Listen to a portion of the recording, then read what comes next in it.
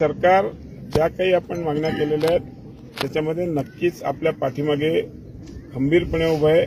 आपल्या ज्या काही मागण्या आपण आम्हाला सांगितल्या आहेत, ज्या आम्ही आता कर्डिले साहेब कलेक्टर साहेबांशी बोलतो, त्यांच्याशी ज्या लेवलला इकडच्या लेवलला असतील त्या इकडे करू, बाकी सरकारच्या माध्यमातून माननीय मुख्यमंत्र्यांच्या समोर मांडून त्याही पूर्णपणे सोडवण्याचा प्रयत्न करू।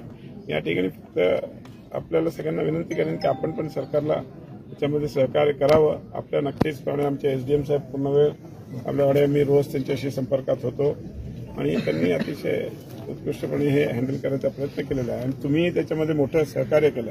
तुम्ही सगळे सहकार्य केल्यामुळेच आपण या स्टेपपर्यंत येऊ शकलो आणि पुढच्याही काळामध्ये आपल्याला पूर्णपणे सहकार्य करायचं आमचं पूर्णपणे आज आपल्याला इकडे तुम्हाला वचन देतो आणि नक्कीच खात्री देतो की आपल्या ज्या काही मागण्या आहेत त्या मॅक्झिमम आम्ही पूर्ण करायचा प्रयत्न करू, आपल्या सगळ्या सोडवण्याचा प्रयत्न करू।